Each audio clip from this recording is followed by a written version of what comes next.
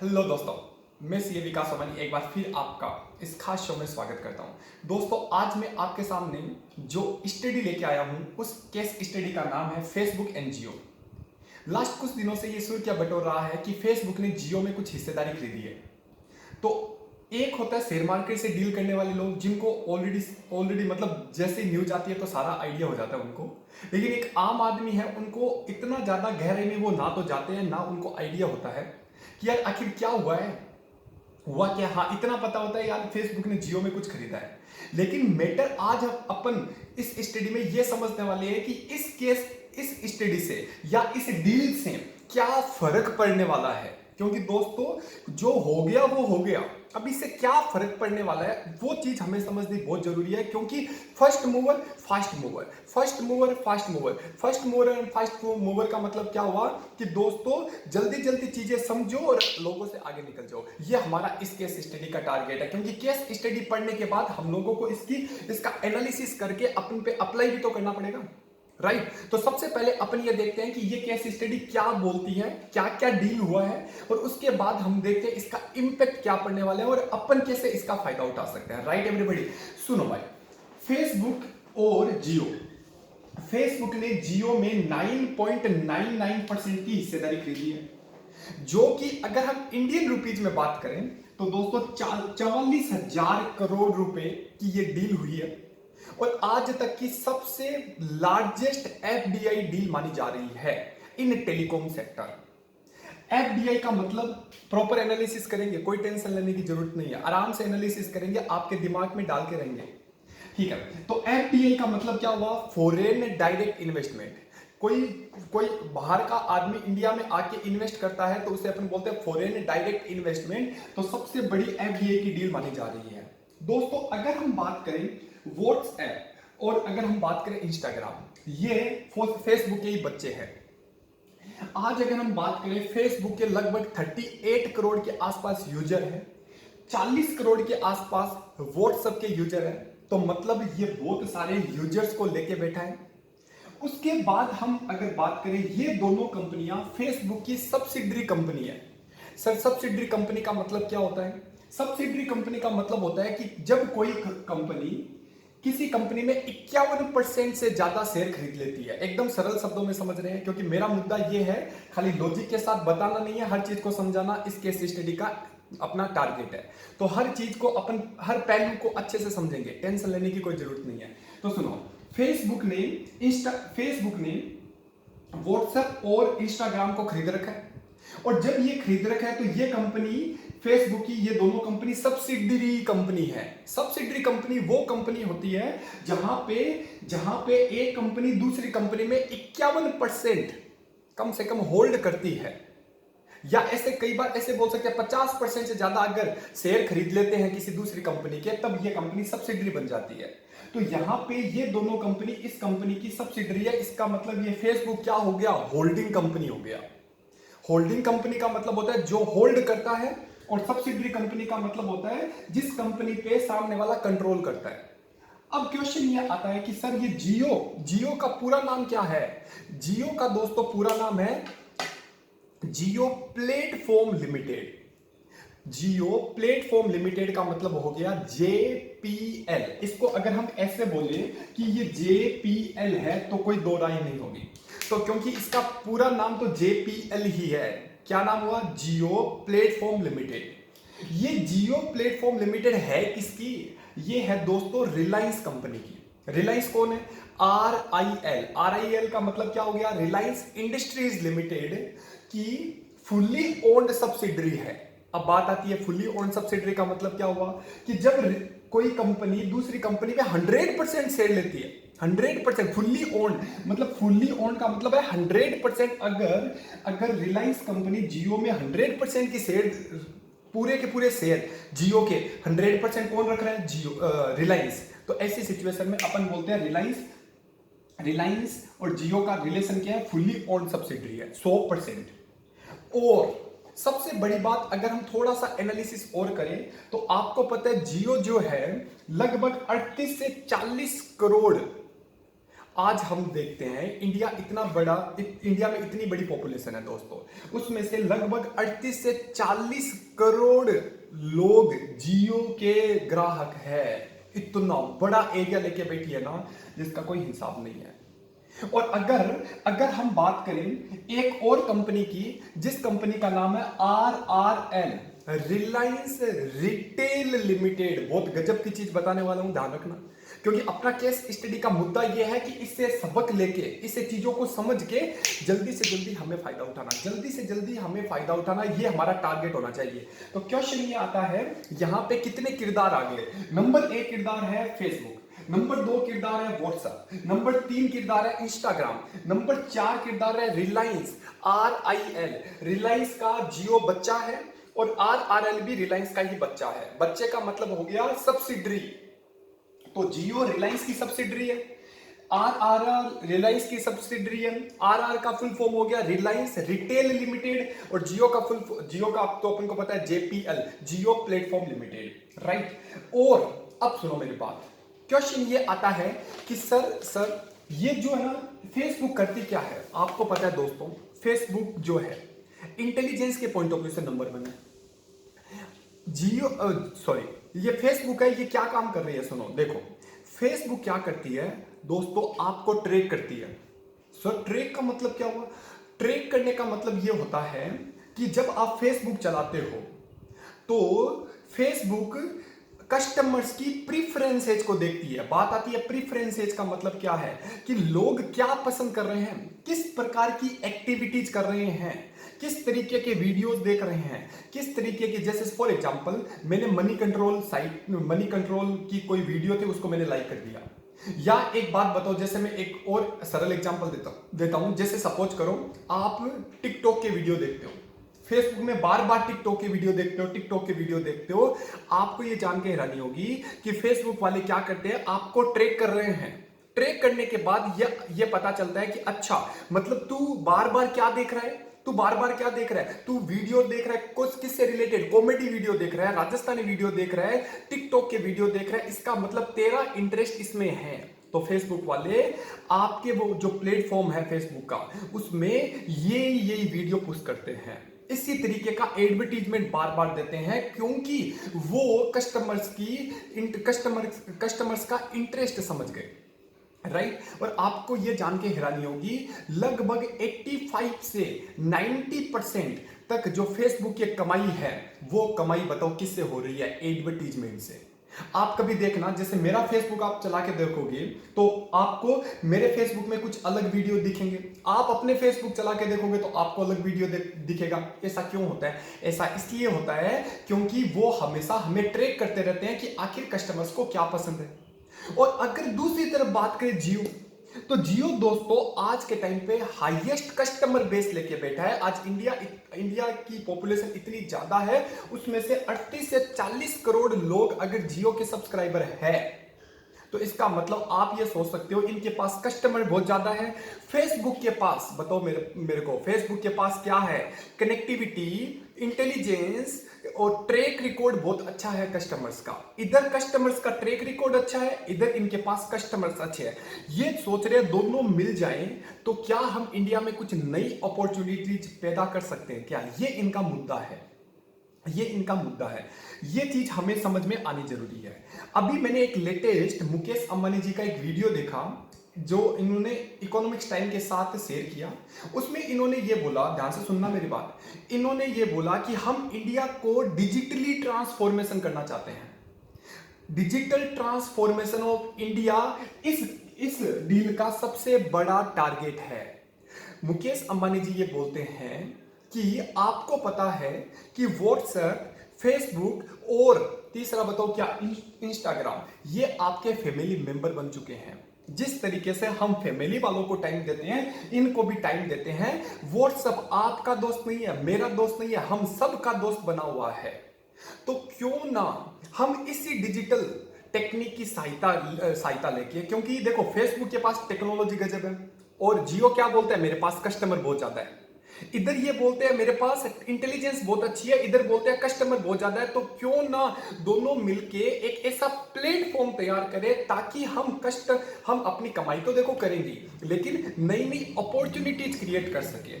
उसके बाद उन्होंने अपने वीडियो में ये बोला कि देखो भाई साहब, आपको पता है मोदी जी के दो टारगेट है, वो दो टारगेट है और मोदी जी का एक मिशन है। मिशन ये है कि डिजिटल इंडिया।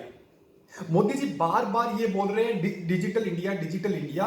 इन डिजिटल इंडिया को ध्यान में रखते हुए रिलायंस दो काम करने जा रही है और दो ऑब्जेक्टिव मोदी जी के हैं, जिनको परफॉर्म कौन करने वाला है? रिलायंस। मोदी जी ये बोलते हैं कि जीवन स्तर, लिविंग स्टैंडर्ड बढ़ा दो, सरल कर दो लिविंग स्टैंडर्ड, एकदम मस्त लिविंग स्टैंडर्ड इंडिया में होनी चाहिए।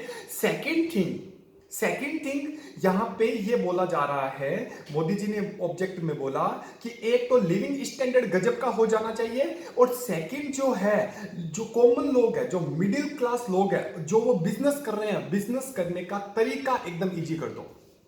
तो नंबर एक, बिजनेस का तरीका इजी कर देना। नंबर दो यहां पे क्या है? लिविंग स्टैंडर्ड बढ़ा देना। इन्हीं दो ऑब्जेक्टिव को ध्यान में रखते हुए एक प्लेटफॉर्म चालू किया जा रहा है दोस्तों। उस प्लेटफॉर्म का नाम है जियो मार्ट। जियो मार्ट क्या है दोस्तों? जियो मार्ट एक प्लेटफॉर्म है जो ई कॉमर्स में आने वाला है, आ चुका है, एक प्रकार से चालू हो चुका है। जियो मार्ट का टारगेट ये है कि हमारे इंडिया में लगभग 3 करोड़ किराना स्टोर्स है। 3 करोड़ किराना स्टोर्स है जो अपने बिजनेस को बढ़ाना चाहते हैं, लेकिन उसके पास अपॉर्चुनिटीज नहीं है। तो इसका जियो प्लेटफॉर्म का टारगेट है, जियो मार्ट प्लेटफॉर्म का टारगेट है कि हम 3 करोड़ जो किराना लोग हैं, किराना बिजनेसमैन है, किराना व्यापारी है, उनको बिजनेस में ग्रोथ करने में हेल्प करेंगे। उनको डिजिटल सर्विस की जरूरत है, हम उनको डिजिटल सर्विस प्रोवाइड करेंगे। बिजनेस को ग्रो करने में हम उनकी मदद करेंगे। और नई नई अपॉर्चुनिटी, देखो बिजनेस चलेगा, डिजिटल, सारे के सारे लोग डिजिटल में आ जाएंगे, उससे क्या होगा? उससे नई नई अपॉर्चुनिटी जुड़ेगी। ये सारा मुकेश अंबानी जी ने अपने स्टेटमेंट में दिया है। तो अल्टीमेटली इससे हमें यह समझ में आ रहा है कि ये दोनों की जो डील हुई है, इसका टारगेट ये है कि ई कॉमर्स में आना और ई कॉमर्स में एक एप्लीकेशन, एक प्लेटफॉर्म के साथ उतरना, और उस प्लेटफॉर्म का नाम है रिलायंस मार्ट या जियो मार्ट। जियो मार्ट इसका एप्लीकेशन का नाम है। जियो मार्ट ये बोलता है कि जितने भी किराना स्टोर है, इन सारों को कनेक्ट करो। आपको यहां पे चीजें लाने की जरूरत नहीं है। जैसे हम लोग उबर से, स्विगी से खाने पीने की चीजें मंगा लेते हैं, वैसे ही यहां पे हम लोग डायरेक्टली किराना स्टोर से कनेक्ट हो जाएंगे और अपने को जो जो चीज चाहिए वो आपकी ऑनलाइन घर पे डिलीवर होने वाली है, जहां तक मुझे ऐसा लगता है।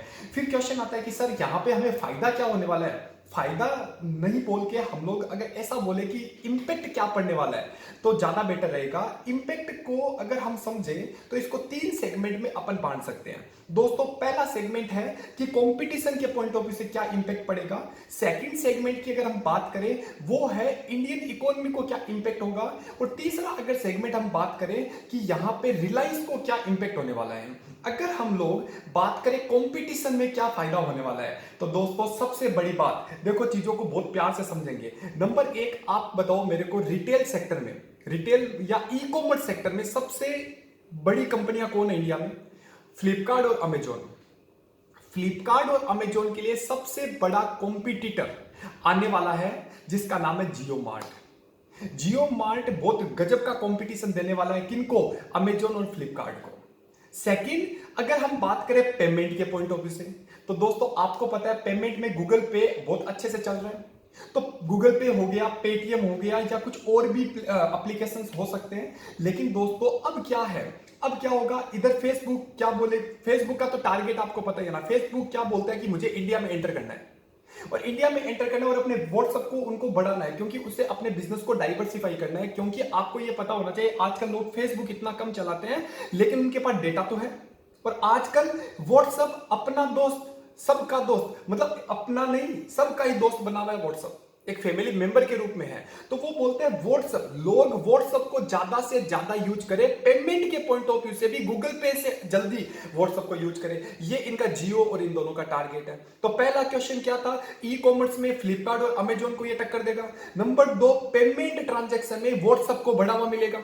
तो गूगल पे और पेटीएम वालों के लिए कंपटीशन आने वाला है। क्या आएगा कंपटीशन, व्हाट्सएप। 3 नंबर अगर हम क्वेश्चन करें तो 3 नंबर क्वेश्चन आता है दोस्तों, आपको पता है एयरटेल और वोडाफोन, एयरटेल और वोडाफोन आपको पता है टेलीकॉम सेक्टर में जियो के बाद आती है। इन पे इतना कर्जा है, ये कर्जा चुका नहीं पा रहे हैं। तो ऐसी सिचुएशन में इधर जियो और एक्सपेंड होगा, एक्सपेंड का मतलब हो गया और ज्यादा ग्रो करेगा, और उधर वो इतनी जल्दी अपने आप को चेंज कर नहीं पाएंगे। तो इधर और उनका यूजर्स बढ़ेगा, क्योंकि वो जियो और व्हाट्सएप का दोनों का साथ में हो गया, तो इधर यूजर्स बढ़ेंगे। तो एयरटेल और वोडाफोन के लिए भी बहुत बड़ा कंपटीशन क्रिएट होने वाला है। अभी ऑलरेडी कंपटीशन तो है ही, और ज्यादा कंपटीशन क्रिएट होने वाला है। और 4 नंबर अगर दोस्तों बात करें, वो आपका है कि एक बात बताओ, जियो ने ये डील की है तो 44,000 करोड़ रुपए दोस्तों कैश डील है। आपको पता है कैश डील का मतलब हो गया रोकड़ा। तो ये जो पैसा आया किसके पास, जियो के पास, ये जियो अपने सारे के सारे कर्जे चुका देगा, लोन चुका देगा। अब आप सोचो, जिस कंपनी में लोन नहीं है उसे बोला जाता है डेट फ्री लोन, और जिस कंपनी में लोन नहीं है उसकी बैलेंस शीट अलग ही सुंदर दिखती है, अलग ही ब्यूटीफुल दिखती है, स्ट्रॉन्ग बैलेंस शीट बनेगी। क्यों स्ट्रॉन्ग बैलेंस शीट बनेगी, क्योंकि कंपनी में लोन ही नहीं है। आज अगर कोई कंपनी जिसमें लोन ही नहीं है तो अपन क्या बोलेंगे, यार ये कंपनी तो बड़ी स्ट्रॉन्ग कंपनी है। यही सारी घटना यहां पे है। तो मेरे को बताओ, वापस एक बार मैं रिपीट करवा रहा हूं। नंबर 1, कंपटीशन के पॉइंट ऑफ व्यू से एयरटेल और वोडाफोन को कंपटीशन होने वाला है। इधर पेमेंट में गूगल पे को कंपटीशन होने वाला है। इधर ई कॉमर्स में किसको कंपटीशन होने वाला है, फ्लिपकार्ट और अमेजोन को। और इधर बैलेंस शीट स्ट्रॉन्ग होने वाली है, तो हम दूसरों को कॉम्पीट कर पाएंगे। दूसरी बात आती है इकोनॉमिक्स के पॉइंट ऑफ व्यू से, इकोनॉमी के पॉइंट ऑफ व्यू से क्या फायदा होने वाला है, या मतलब क्या इंपैक्ट पड़ने वाला है। दोस्तों, सबसे बड़ी एफडीआई, इंडिया में सबसे बड़ी एफडीआई इन्वेस्टमेंट हुआ है, foreign direct investment. Employment opportunities बहुत ज्यादा है। उसके बाद हम अगर बात करें तो इसमें आपको पता है 3 करोड़ लोग किराने वाले हैं, किराना स्टोर चलाते हैं। उन सारों को ग्रोथ मिलेगी, उनके बिजनेस को ग्रो करने में मदद मिलेगी, उनके बिजनेस को डिजिटल करने में मदद मिलेगी। तो स्मॉल टारगेट है, स्मॉल सेक्टर को बढ़ाना, ना कि बड़े लोगों को बढ़ाना। उसके बाद क्वेश्चन दोस्तों आता है कि रिलायंस कंपनी को खुद को क्या फायदा होगा। सुनो भाई, आपने दोस्तों लास्ट एजीएम देखी होगी रिलायंस कंपनी की, या अपन देख लेना, कोई दिक्कत नहीं है। रिलायंस कंपनी की लास्ट एजीएम में अंबानी जी ये बोलते हैं कि हमारा टारगेट है कि 2021 तक हमारा एक ड्रीम है कि रिलायंस कंपनी को डेट फ्री कंपनी बनाए। डेट फ्री का मतलब, वापस रिपीट कर रहा हूं, डेट फ्री का मतलब होता है लोन फ्री कंपनी बनाए। ये इस ड्रीम को पूरा करने के लिए रिलायंस कंपनी को पैसों की जरूरत थी। तो ये डील हुई, और मैंने अभी थोड़ी देर पहले क्या बोला, ये कैश डील है। कैश डील का मतलब क्या होता है कि हाथों हाथ रोकड़ा पैसा है। रोकड़ा पैसा किसको पे कर देंगे, जितना भी डेट है वो चुका देंगे। दोस्तों, आज ये कंपनी क्या बन जाएगी, debt free company, debt free company, और डेट फ्री कंपनी हो जाएगी। और रिलायंस कंपनी का कब से एक सपना है कि ई कॉमर्स में इनको आना है, क्योंकि बड़ी बात है, सोचो, इधर व्हाट्सएप के पास और फेसबुक के पास इंटेलिजेंस है। मैंने वापस रिपीट कर रहा हूं, अभी थोड़ी देर पहले रिपीट किया था, इंटेलिजेंस की कोई कमी नहीं है। सेकंड, इनके पास, इनको ये पता है कस्टमर का प्रेफरेंसेज क्या है। डेटा इनके पास है, कस्टमर इनके पास है। डेटा इनके पास, कस्टमर इनके पास। तो कस्टमर 40 करोड़, 1/3, सोच के देखो, टेलीकॉम में 1/3 लोग जियो यूज कर रहे हैं, तो उनके पास कस्टमर्स की कोई कमी नहीं है। बने बनाए हुए ग्राहक मिल रहे हैं इनको, तो बने बनाए हुए ग्राहक मिल रहे हैं, तो ई कॉमर्स बहुत जल्दी से ग्रो कर जाएगा इनका, क्योंकि दोनों लोग अगर मिलेंगे तो सिनर्जी इफेक्ट आएगा। सिनर्जी इफेक्ट क्या होता है, 1 + 1 3, राइट। अब यहां पे टेक्नोलॉजी का फायदा उठाएगा, क्योंकि रिलायंस कंपनी कस्टमर बेस लेके बैठी है, ये टेक्नोलॉजी लेके बैठा है, तो टेक्नोलॉजी का फायदा हमें होगा। ई कॉमर्स इंडस्ट्री में ग्रोथ बहुत जल्दी हो जाएगी। 3 number, Reliance company debt free company हो जाएगी, मतलब कंपनी के लोन ही नहीं रहेगा, और ज्यादा से ज्यादा लोगों को फायदा मिल पाएगा। तो दोस्तों, ये हमारी केस स्टडी थी। अब बात आती है, सर इससे हमें क्या सीखने को मिलता है। इससे हमें यह सीखने को मिलता है दोस्तों, आने वाला जमाना ऑनलाइन जमाना है। अपने बिजनेस को जल्दी से जल्दी कन्वर्ट करो ऑनलाइन में, क्योंकि जैसे आज कुछ है कल क्या है कोई पता नहीं। दूसरी बात क्या होता है दोस्तों, जो लोग कनेक्ट हो गए वो जल्दी से जल्दी फायदा उठाएंगे, जो कनेक्ट नहीं हुए वो मार्केट से आउट हो जाएंगे। क्योंकि रीजन क्या है आजकल है ना, जैसे आपने देखा होगा जो शहरों में रहते हैं तो कोई भी चीज सब्जी तक हम ऑनलाइन मंगाने लग गए। तो क्वेश्चन ये आता है कि मैं ऑनलाइन के खिलाफ नहीं हूं, मैं ये नहीं बोल रहा कि मैं ऑनलाइन के खिलाफ हूं, लेकिन मैं आपको ये बोल रहा हूं कि आपको लगातार अपने बिजनेस में एक अपॉर्चुनिटीज ढूंढनी है। अपॉर्चुनिटीज ढूंढ के ये देखना है कि हमें कितना फायदा मिल सकता है। आज सोचो, मुकेश अंबानी बार बार बोल रहे 3 लाख करोड़ किराना व्यापारी को हम लोग कनेक्ट करेंगे, इसका मतलब अपन भी तो कनेक्ट हो सकते हैं, अपन क्यों कनेक्ट नहीं हो सकते। तो इसीलिए इससे हम लोगों को बहुत जल्दी चीजों को पकड़ना है, चीजों को समझ के अपन लोगों से पहले अपन को आगे निकलना है। ये इस केस स्टडी का टारगेट था। होप सो ये केस स्टडी आपको बहुत ज्यादा अच्छी लगी है। अगर आपको ये केस स्टडी अच्छी लगी है तो प्लीज लाइक करिए और ज्यादा से ज्यादा दोस्तों को, अपने दोस्तों को, अपने रिश्तेदारों को ये शेयर करिए। Thank you so much.